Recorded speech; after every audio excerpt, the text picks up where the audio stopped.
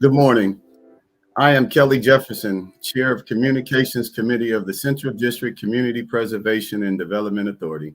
We welcome you to our town hall. To begin, we will start with our acknowledgement of our presence on the First Nations land. We, the Central District Community Preservation and Development Authority, acknowledge that we are on indigenous land, unceded ancestral lands of the Coast Salish peoples, including the Duwamish, Suquamish, Puyallup, and Muckleshoot tribes, the people that has occupied this land since time immemorial. We pledge to continue to follow the leadership of tribes to achieve their vision for the lands and the waters that they have stewarded for generations. We continue our journey with gratitude and in honor of the past, the present, and the future with the First Peoples of Seattle. Thank you, community, for investing your energy and time watching and participating in the process of improving and supporting the Central District. Every year, the Central District Community Preservation and Development Authority will host a town hall that will speak on our annual events, community concerns, and progress, etc. As Reverend Dr. McKinney once said, breaking down barriers, building up community, which will be our theme moving forward. Breaking down barriers and building up community.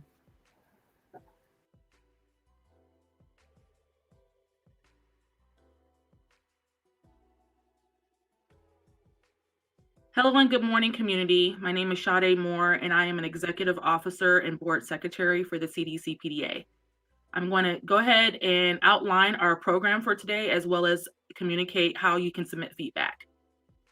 Now we are going to have the Black National Anthem, written by James Weldon Johnson and J. Rosamond Johnson, which will be sung today by Haley Daw, 8th grader from the Trailblazer student with Brave, followed by our CDCPDA mission, vision, and goals, history of the SVI and CDCPDA, also known as the McKinney Center building, CDCPDA's goals and activity report, a message from our guest speakers. We are going to end with how we are moving forward and closing remarks from our president, Dr. Rayburn Lewis. As a reminder, we look forward to receiving feedback from the community. Links to our survey and inquiry are located on this post, social media, and our website. Let's give it up for Haley Daw.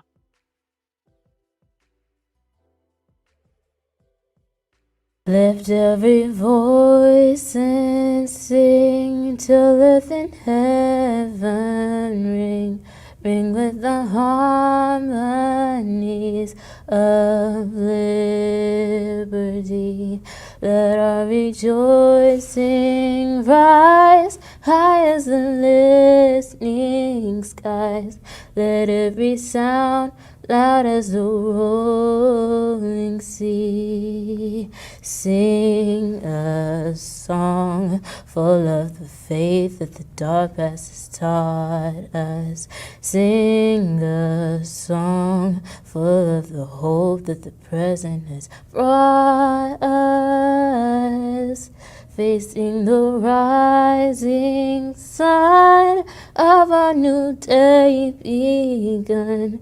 Let us march on till victory is won.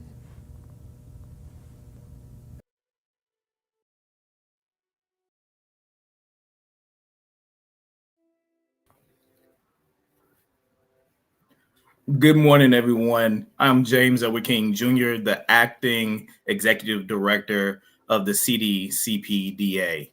I would like to go over our organization mission, vision, and goals with you all this morning, starting with our mission and vision statements. Our vision: as African American and other ethnic, minority, and underserved families, the businesses will continue to live and grow with dignity in the Central District of Seattle, the CD, through receiving quality education, career opportunities, livable wages, jobs, and affordable housing, while being recognized for their contributions to Seattle and the society on a national and international level. Our mission statement reads: the Central District Community Preservation and Development Authority, the CDCPDA, was created in 2019 by the Washington State Legislature to mitigate the adverse effects of major public works and capital projects on the CD. The CDCPDA's mission is to drive economic empowerment for African Americans and other minority and underserved communities through employment, career advancement, education, training, and business development. Our goals: assist community-based organizations in improving workforce skills, training, mentorship, coaching that will increase the ability of businesses to live and grow with dignity in the central area of Seattle. Our next goal: the goal is to create a pioneering education academy that will provide increased access and support for middle and high school, college age, and career-ready African Americans, other ethnic minorities, and underserved families in the pursuit of knowledge and training in mathematics, science, technology, the arts, and humanities. Our last goal is to develop and support leaders, including young leaders from the Central District who will forge connections within and among businesses, community members, and educational institutions. This is our mission, our vision, and our goals. Thank you.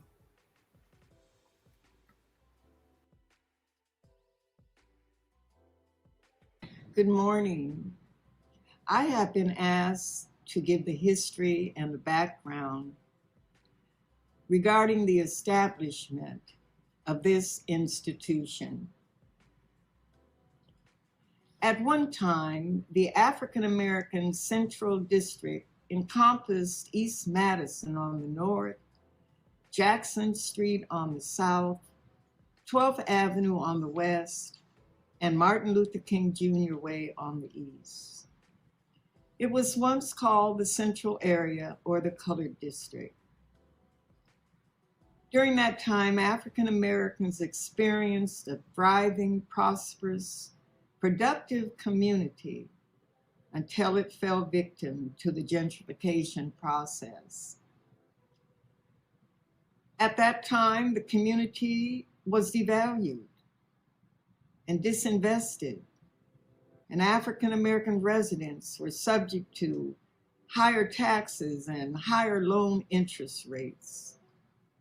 Those factors resulted in the displacing and scattering of Central District residents southwardly to Renton, to Kent, to Auburn, and Federal Way and beyond.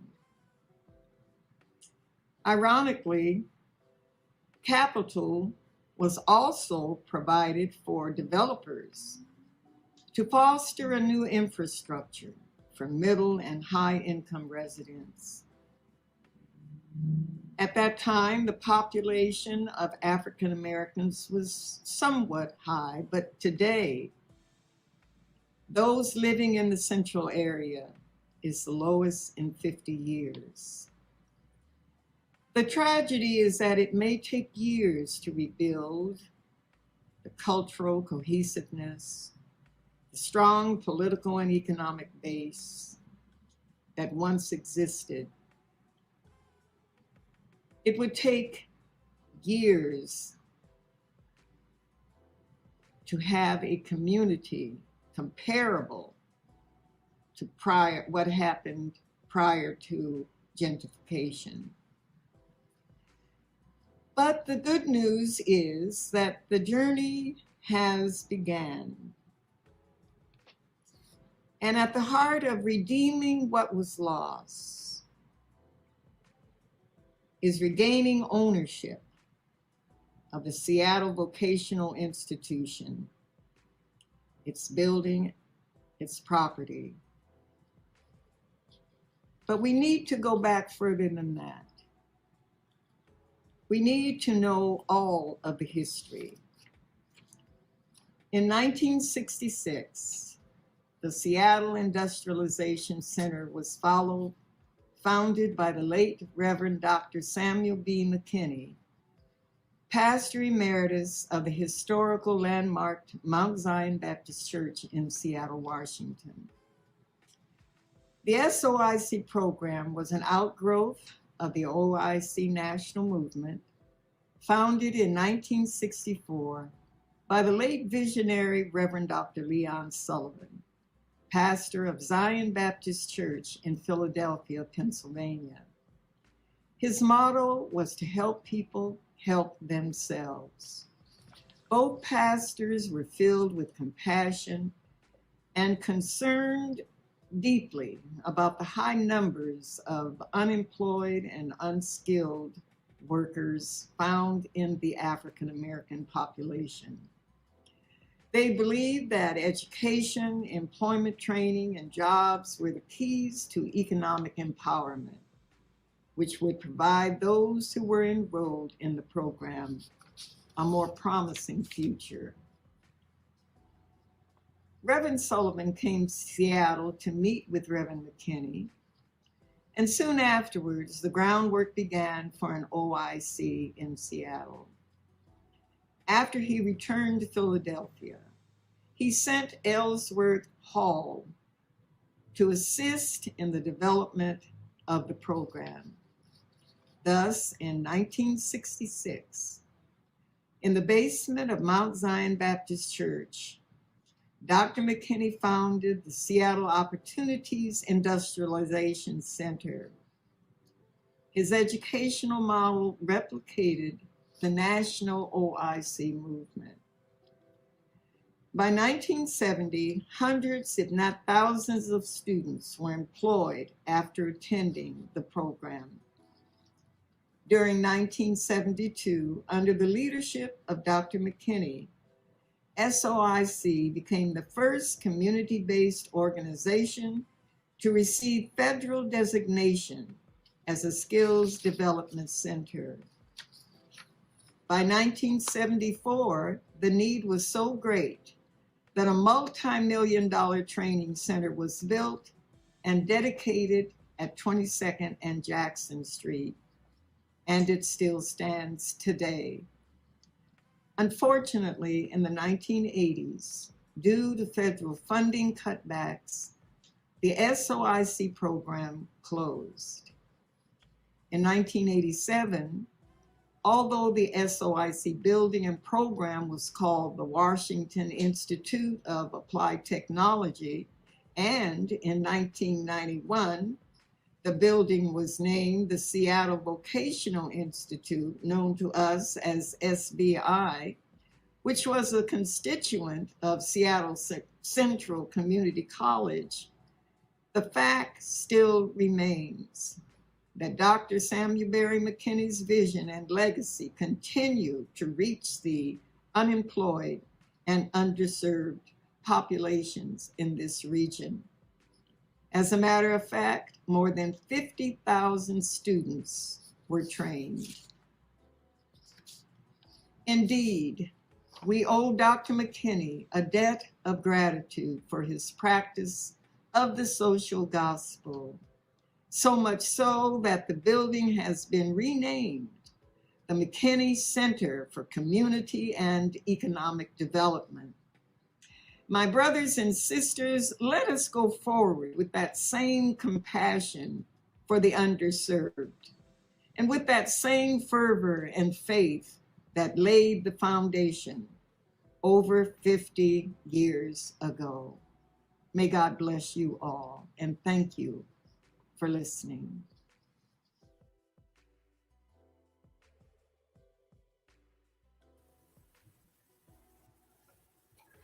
Good morning. My name is Gerald Bradford, and I am the Vice President of the CDCPDA, and I stand at my home, the 206, and welcoming you to our town hall.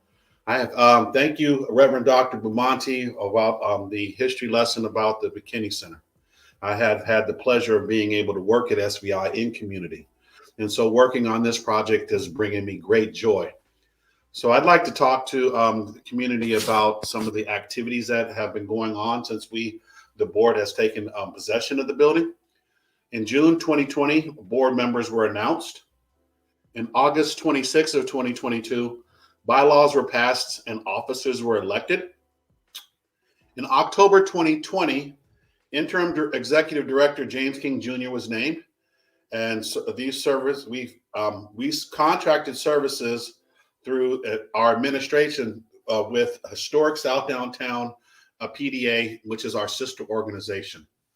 In October 2020, we signed an interagency agreement with Seattle Colleges to act as a project manager for ongoing construction and restoration work in the building for 1 year. In November 2020, we signed an agreement with the Washington State Department of Commerce, Department of Enterprise Services, and Seattle Colleges to transfer the title to the CDCPDA. And title transfer was complete in February 2021. In March 2021, the project manager firm was selected via RFQ process.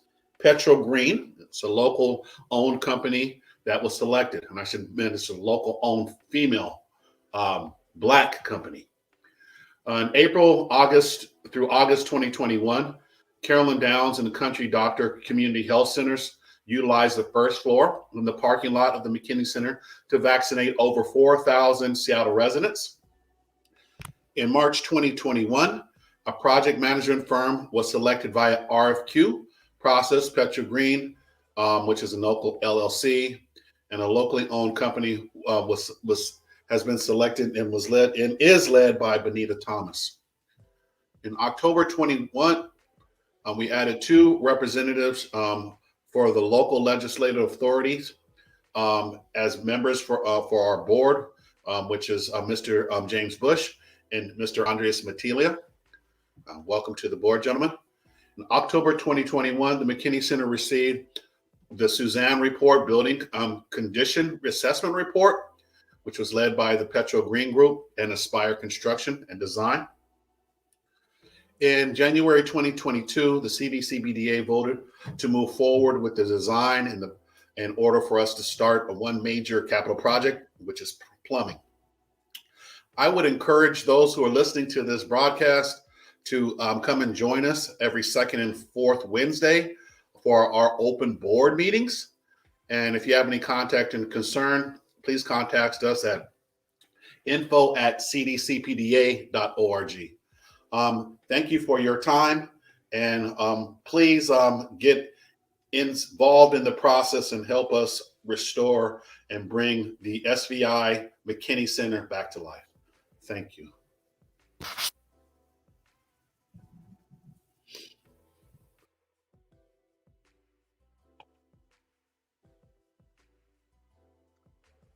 Good morning. My name is Lawrence Evans. I'm a Reentry Services Coordinator for King County's Department of Community and Human Services. It's ironic that Reverend Dr. Belmonte reminded me of my own history.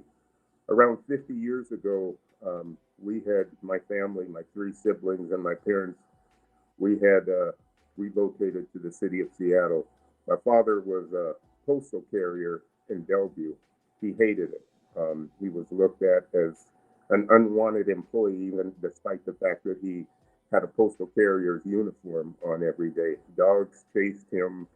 The owners of those dogs did little to nothing to call their dogs back, a reminder of an even darker period of our history.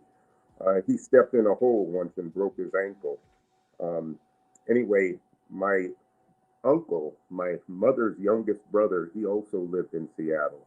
And I recall my uncle would come down to our house about 5 or 6 o'clock, pick up my dad, and they would go somewhere for hours. And then they would come back at night, later at night. I found out that where they went was SOIC. My uncle was a custodian, and my father, as I mentioned, he was a postal carrier. Well, my father became a plumber and pipe fitter through SOIC, and my uncle became a welder, and he went back and forth between Todd and Lockheed shipyards, was able to buy a home, raise his family, just as my father was able to raise us. So I can honestly say I am who I am in large part because of Reverend McKinney's dream. I'm sure my father would have found a different way, but my Reverend McKinney did make a way. And as a result, my family still owns a house in the central area that I was raised in.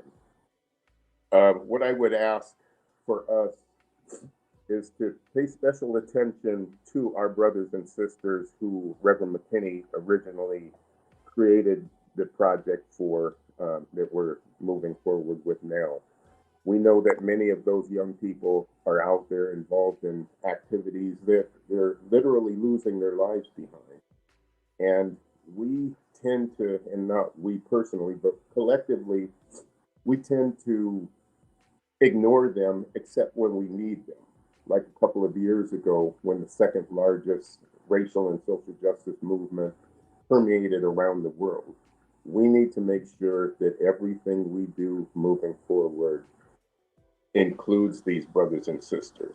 The gap between us and them exists not because of them, but because of our failures to consistently create a bridge reaching out to them. So I'm looking forward to doing all that we can to create a pathway for our most disenfranchised brothers and sisters to be a part of this effort moving forward. Thank you.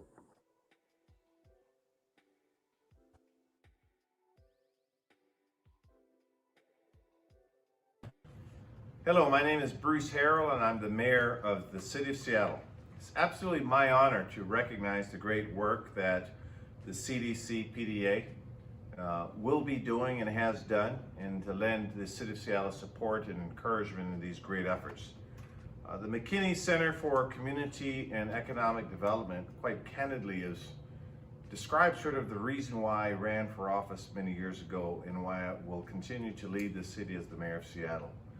It embodies, I think, the most important work that we can do in our generation, which is to lead and fight for equity and fairness, an anti-racism agenda, to run and understand the importance of equality in what we must do, particularly in the area of careers and education, affordable housing, living wage jobs, all of those components, which, by the way, is part of the reason why many of our communities came to Seattle to begin with. I frequently talk about the story of my Black grandfather coming from New Orleans, Louisiana, with his 3 sons, my father and his 2 brothers, to come to Seattle for jobs, for an opportunity to live the American dream, to be able to have opportunities to provide for family, hopefully get many of them educated. Never would they have thought that their grandson at this point would be the mayor of Seattle. But because policies were in place, mentors and tutors were in place,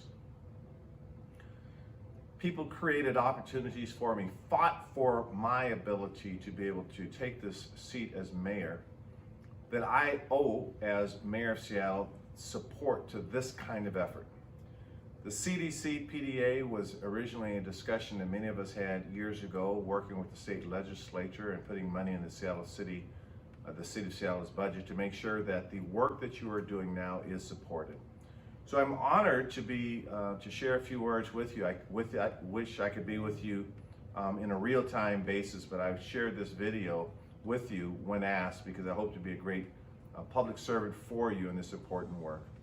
Again, I think any kind of action starts with a vision, with motivation, with a desire to make tomorrow better, not just for ourselves, but for our children, for those who will come after. So that's the work you're doing. And I hope to be there with you all the way.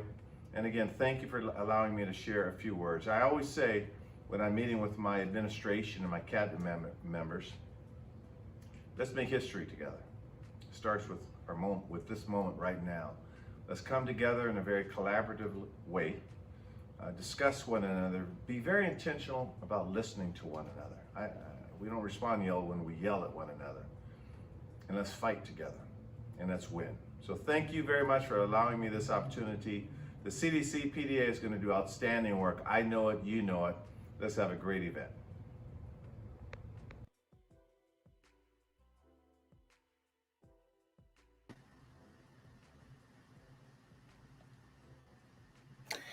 Good morning. My name is Rayburn Lewis, and I am the president of the Central District Community Preservation and Development Authority. I'm going to talk with you about how the CDCPDA can use your help going forward. The next 24 months, 18 to 24 months of the McKinney Center will build on the successes of the last 18 months. Fortunate as we are to have received the building without debt, we have no mortgage. There's a lot of work to do. Participation in our committee work is vital. Our board and committee meetings are open to the public. Our meeting schedules are becoming more predictable, so checking the website and Facebook pages would be the best place to start looking for times. info@cdcpda.org will get a response from the chair of the committees. Finance, facilities, community communications, programs and partnerships, and government affairs are our standing committees. Third, as you have heard from earlier presentations, the building has required and will require a significant amount of planning and work to return it to safe and highly functional service. Estimates for financing these repairs and improvements range up to $25 million, and the first phase alone is approximately $5 to $7 million.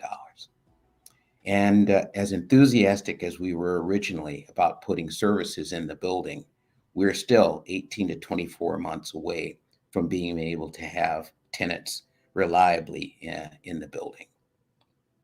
We have prioritized contracting, as Mr. Bradford said, with local and regional, Black, Brown, and Indigenous-owned businesses, women-owned and managed companies, and organizations with a history of contributing to the good of the traditional Central District population. As we develop requests for quotes for services, we need our community to be aware and alerted to these opportunities. Keep your eye on our website, Facebook page, and the local community newspapers. We're also introducing ourselves to city, county, state, and federal government officials. Every opportunity we and you have to mention the McKinney Center's history and aspirations will help to familiarize our representatives.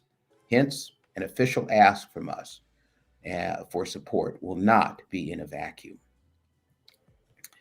And our most significant point at this time is the legislative agenda. As many of you know, our state legislature is in session and led by Representative Sharon Tomiko Santos and supported by Representative Kirsten Harris-Talley and Senator Rebecca Saldana. We're requesting additional operational capital and operations and capital funding for fiscal year 2023, which starts July 1st. We're grateful for the leadership of Representative Santos and the support of the 37th District as we move forward. There is an additional, we have additional plans for not only funding from the state and city and county, but also from federal, and potentially moving into private funding for our needs going forward. In closing, we'd like to thank the participants in today's session. It has been a wonderful opportunity to meet and speak with all of you. I'd like to thank our board members, Kelly Jefferson, Chair of the Community Communications Committee, Sade Moore, Officer of the Board and part of our search team, Gerald Bradford, Vice President of the Board, and Reverend Dr. Phyllis Beaumonte, Board Member, Historian, and Parliamentarian.